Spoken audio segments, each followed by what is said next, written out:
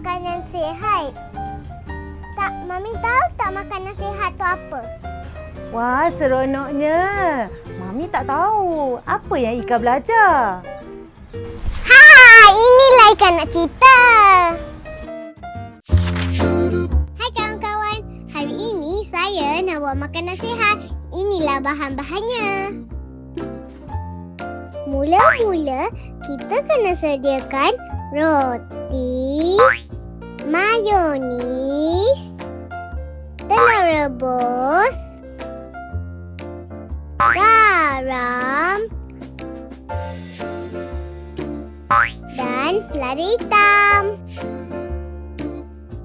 Langkah pertama, kupaskan telur yang disediakan. Tahukah kawan-kawan, telur rebus kaya dengan protein yang membantu membina otot dan membuat kenyang lebih lama, menjadikannya bagus untuk kawalan berat badan.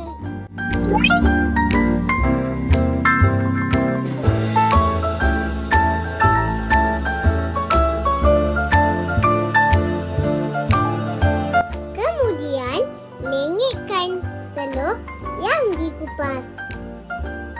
Kalau tak nak tangan kotor, pakailah sarung tangan macam saya. Selepas dilenyekkan, letak mayonis.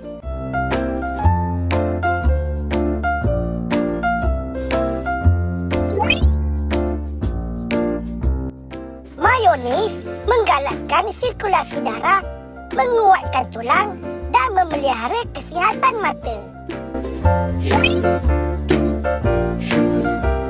Kemudian, letakkan garam.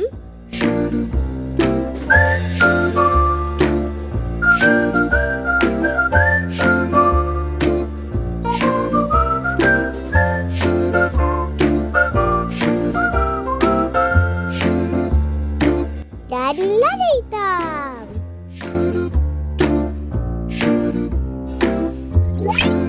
Kebaikan garam adalah mencegah tekanan darah rendah dan membantu pencernaan, manakala lada hitam pula membantu penghadaman dan mengawal gula darah.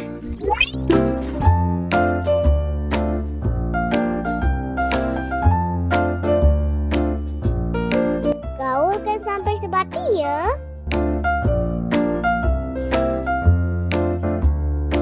Apabila sudah sebati, ambil roti.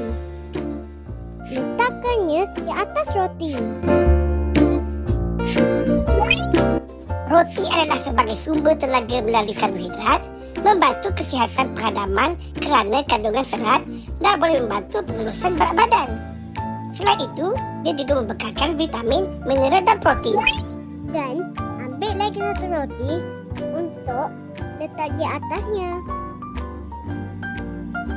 Inilah hasil sandwich telur saya.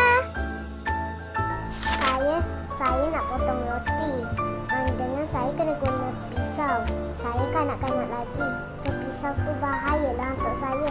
So saya kena minta tolong cikgu. Cikgu akan tolong saya memotong sandwich telur ini.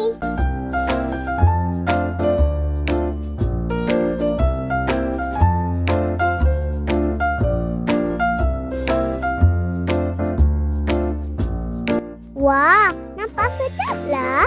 Inilah makanan sihat pilihan saya. Sandwich telur. Jom kita rasa. Sedapnya.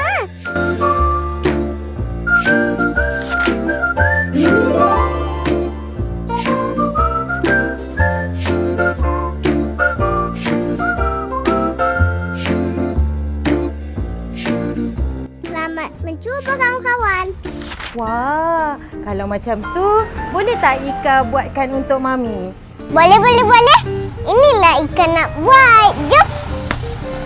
Jom.